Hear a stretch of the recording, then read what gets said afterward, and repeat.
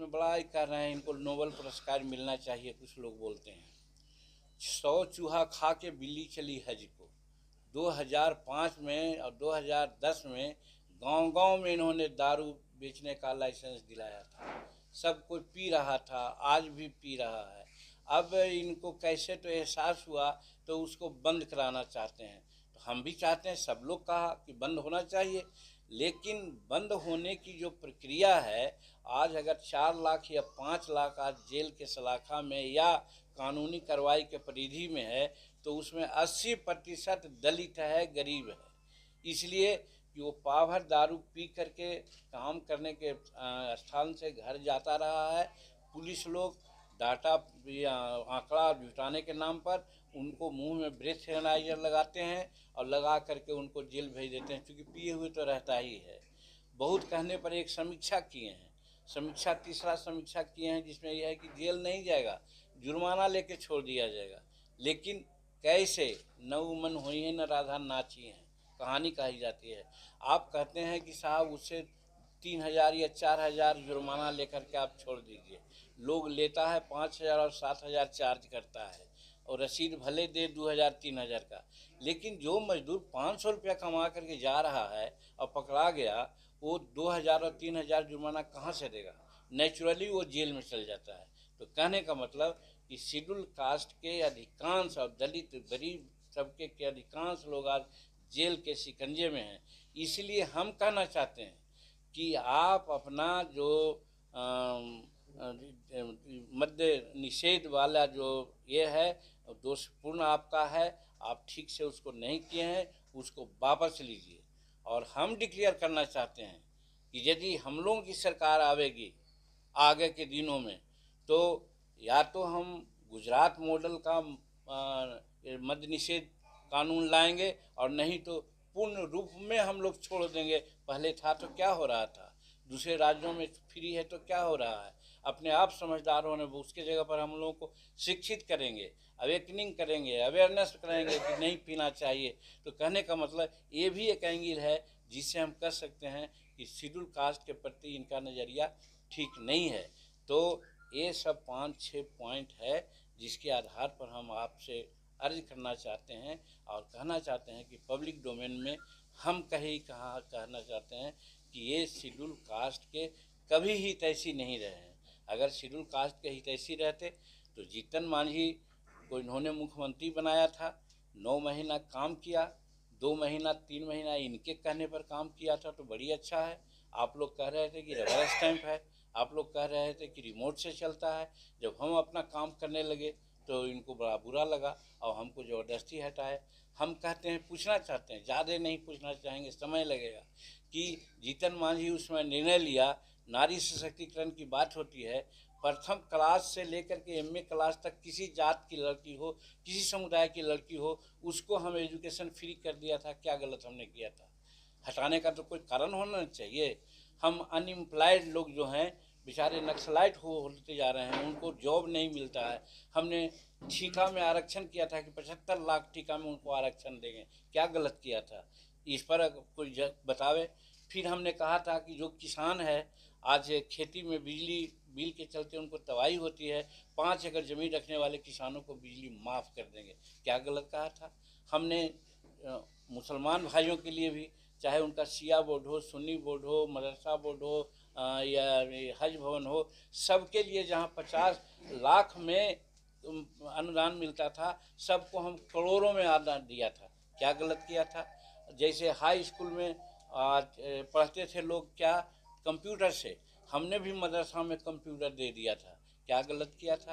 कहने का मतलब कि जब हम सारा काम ठीक कर रहे थे, तब फिर हटाने का क्या मामला था? मामला यही हो गया कि जीतन मांझी अच्छा काम कर रहा है, अगर इसको ज़्यादा दिन रखेंगे तो फिर इसी को लोग जानेगा। तो वो भी दलित के प्रति उनका क्या प्रेम है, ये भी दर्शाता है। कहते हैं कि एक दलित को दिया था, दलित को नहीं दिया था, वो एक मुसहर जाति के निरीह प्राणी समझ के जीतन मांझी को मुख्यमंत्री बनाया था। और जब मुख्यमंत्री काम करने लगा, जिसकी चर्चा आपके सामने किया, बहुत सा काम है, तब इनको लगा कि साहब लोग ने बतलाया कि ये अच्छा काम कर रहा है, तो फिर आगे जीतन मांझी को लोग पूछेगा, आपको कोई नहीं पूछेगा। इसलिए आप ऐसा कीजिए कि उसको हटाइए, तो उनको हटा दिया। फिर उसके बाद संतोष हमारा लड़का आया मंत्री में, जब अच्छा काम करने लगा माइनराइजेशन का तो कोई नहीं जानता था। आज चले जाइए दक्षिणी बिहार में, बैठे हुए हैं हमारे अनिल बाबू अध्यक्ष, इनके क्षेत्र में भी इमामगंज, डुमरिया, बांके बाजार, फतेहपुर, मोहनपुर, ये सगरों में करोड़ों रुपया का काम हुआ है। लोग जान रहा है कि हाँ माइन इरीगेशन क्या है, क्योंकि आहर पोखर पैन उधर ही है। हमारे जमींदारी पीरियड में भी यही किया था कि उन इलाकों में आहर पोखर पैन नहीं है। इसके लिए भी हम इनको कहा कि यही आरक्षण का कोटा जानने और समझने के लिए एक आरक्षण आयुक्त हुआ करते थे। आरक्षण आयुक्त यहाँ बहाल थे जो देखते थे, और आपके राज में आने के बाद आरक्षण आयुक्त कहाँ चला गया पता नहीं है। तो यही तो इनका दलित प्रेम है। दलितों के प्रति बात करना चाहते हैं, कहते हैं कि हम बहुत बात करना चाहते हैं, तो आखिर आरक्षण नहीं देंगे। आरक्षण के बारे में आरक्षण आयुक्त कहाँ आरक्षण है नहीं है ये जानने के लिए आयुक्त था, उस पद को भी इन्होंने गायब कर दिया।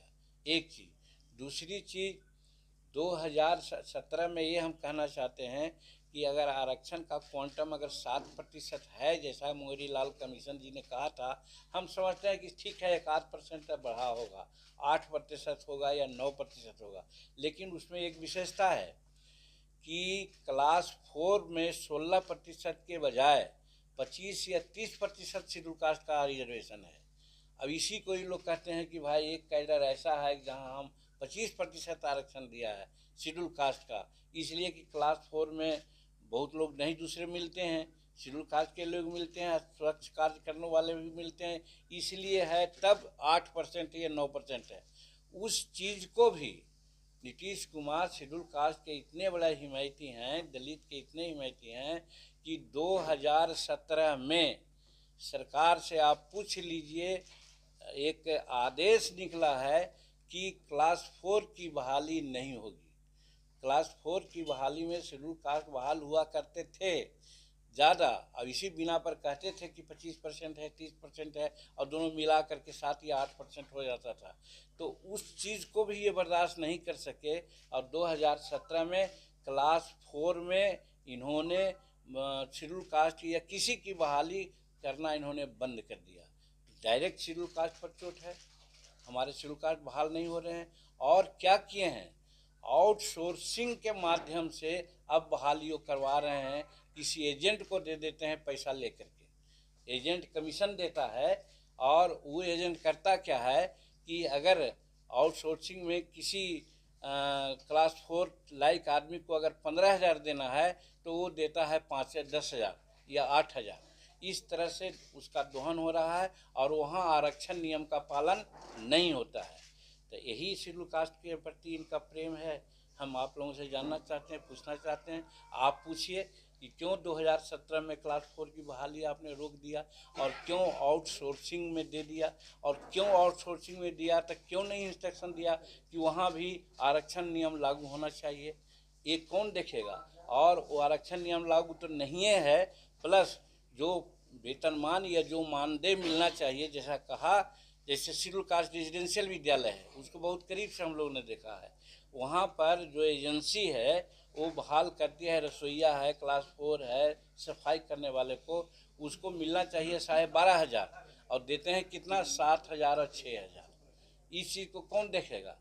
तो सरकार के मुद्दे में रहता तो सरकार से हम लोग कंप्लेन भी कर सकते थे, लेकिन अब तो प्राइवेट को दे दिए हैं, प्राइवेट अपना इस तरह से कर रहा है। तो कहने का मेरा मतलब है कि शेड्यूल कास्ट के प्रति इनका नकारात्मक सोच शुरू से है, और जो दिखलाता है कि शेड्यूल कास्ट को बड़ी इन्होंने एक तरह से दिक्कत किया है, जिसके चलते आज शेड्यूल कास्ट आहत है, और ये ढोल पीट रहे हैं कि हम शेड्यूल कास्ट का बड़ा नाम लेते हैं, कि हम शेड्यूल कास्ट के प्रति बहुत ही करते हैं। और फिर आगे की बात मैं इसमें बोलना चाहता हूँ कि ऐसे तो बहुत समय पर हमने बोला है कि राष्ट्रपति महामहिम मुर्मू साहिबा आई थी यहाँ पर, और एक शायद चौथा कृषि मैप की कोई मीटिंग हो रही थी, उसमें इन्होंने महामहिम राष्ट्रपति जी को कहा एड्रेस करते हुए कि जब ये कुछ नहीं थी तो कागज़ लेके मेरे पास आती थी, हम भारत सरकार के मंत्री थे, तो बहुत सा काम इनका किया है कि नहीं, इनको हम समझते हैं कि अगर शेड्यूल कास्ट शेड्यूल ट्राइब्स के अलावा अगर कोई राष्ट्रपति होता तो शायद ये नहीं बोल सकते थे। ये शेड्यूल कास्ट शेड्यूल ट्राइब्स के प्रति इनकी जो दुर्भावना है, जिसके चलते ही महामहिम राष्ट्रपति जी के सामने उन्होंने ऐसा बोला है, जो रिकॉर्ड में है, आप लोग भी जानते हैं। यही दलित प्रेम है, यही शेड्यूल कास्ट का प्रेम है, जो हम जानना चाहते हैं, पूछना चाहते हैं आप लोगों के माध्यम से, यही हम प्रदर्शित करना चाह रहे हैं। और फिर अपना मंत्री को तो इन्होंने भला बुरा कहा, आप सब जानते हैं। अगर सही है कि मन बोलते समय जिस प्रकार से हमारा माइक छीन लिया गया उनका, अगर हम तो बर्दाश्त नहीं कर सकते थे। हम तो यही कहना चाहते हैं कि अगर तनी भी शेड्यूल कास्ट का उनके पास सेंस है तो उनको मंत्रिमंडल से इस्तीफा दे देना चाहिए।